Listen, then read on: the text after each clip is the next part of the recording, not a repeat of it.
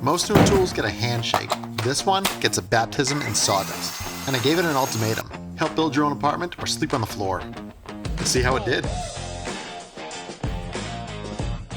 For those of you playing along at home, this is the ONE 7¼ circular saw. And if you want that exact model number, here you go. Brushless is key. Now this comes with a stock 24 tooth blade, which I love the color, and we'll see how it does. So nice. Okay, this feels solid and light. I swear, Ryobi's brushless line is quality tools. Just people lose them in the fluff of all the cheap free ones. Like compared to my father's old Craftsman, this thing is like a breath of fresh air. It glides down the board, cuts through it with ease. It almost feels like it's self-propelling forward. Nice clean edge. I can only imagine what this would be like with a better blade. Though this stock one really held up. Fast forward to the end of winter. Time to give this guy a cleat for the wall.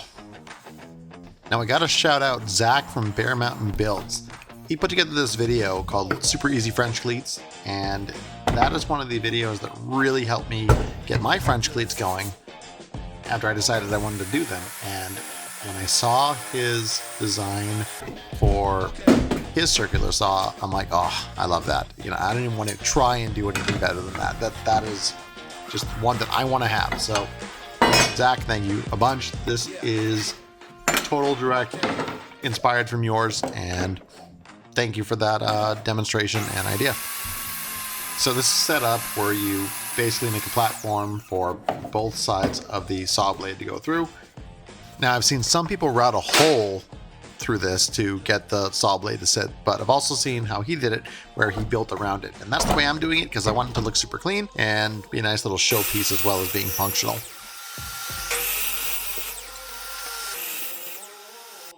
Just getting a little sense of how this is going to sit, and front piece will go there. That's good.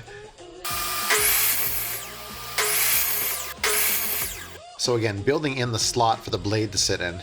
I don't know. I think it's just a cleaner design, and I like it. I definitely would have made a mess if I tried to slot this out with my blade or a router. Little wood glue here. Titebond Ultimate 3, which is totally different than Titebond Ultimate 2 because, because of reasons. Tighten the clamps. You need to be gentle with thin pieces of wood. Okay, gently tighten your clamps, like so. See, before I was just making sure you learn something, because that's what it's all about, learning.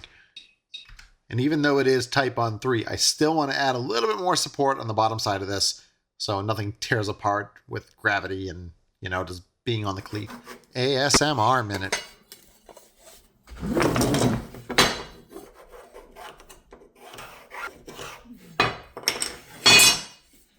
Nothing but quality wood in this shop. Move plug. I love this fence. And I love this gripper. Gripper. And that's spelled with like 5 R's. This thing is amazing for cutting small strips safely on your table saw. Always be careful. Kickback happens to the best of us. Now this will fit nicely here and definitely will give me the support that I need. Now this time I'm not going to have kickback because I'm going to guide it all the way through. And we're going to bring it right over to the other side. And get back to cleaning up a little bit. Alright, so let's get these in place. They are too long, so I do have to cut them a little bit short. Mark those off real quick and cut those down to size. That's a medium cold brew with cream and extra ice, in case you were wondering. Not sponsored. Yet. We'll get this glued down.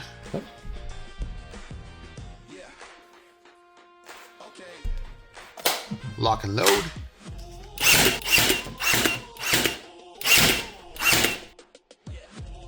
And we are solid.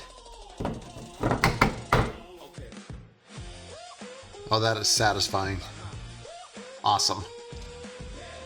This is going much better to plan than I could ever have imagined. Alright, moving on. Let's get the back side going here to give it that support up against the cleats.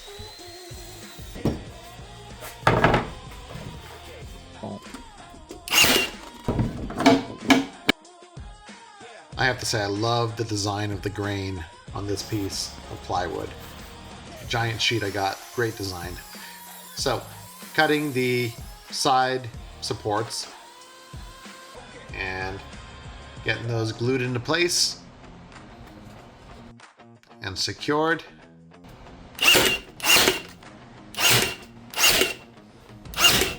Now my favorite part about this build is this little shelf to hold spare blades, and it was suggested to be done with magnets for the sheer reason that magnets are cool, and I completely agree.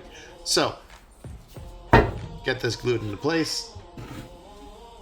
I went with one big shelf piece here instead of two individual squares. Made sure we're as level as can be, and just let it dry for a little while. Back at it. Pretty solid. Level. Looks like it's going to be a good thing. So I got this magnetic tape here, and super easy to cut, especially if you have one of these cool Ryobi cutting tools. Easy master craftsman in the comments who, I got a pair of scissors that can do the job just as well. Yeah, me too. This is more fun. Oh, I guess it's fun wasting money on things you don't need. You know what, old man? You know what? Sorry, that got heated. Hey, get one of these. They're really awesome. Speaking of awesome, bam! Look at that. I love it. I've been in love with this design ever since I first saw it. Again, shout out Bear Mountain Builds. Now let's get this cleated up so we can give it its deserved place on the wall.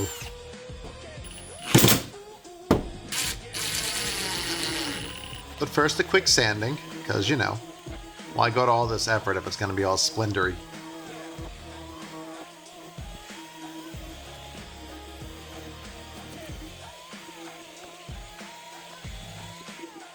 Hello, spot on the wall I didn't empty just for this video. Oh, you look so good there. Blade. And voila. I love this cleat. This is one of my favorite cleats. Hands down, highly recommend you build this. Highly recommend you check out Bear Mountain Builds for awesome ideas and plans.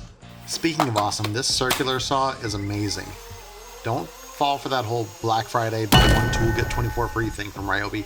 Spend a little more, get their brushless line, and you will not regret it.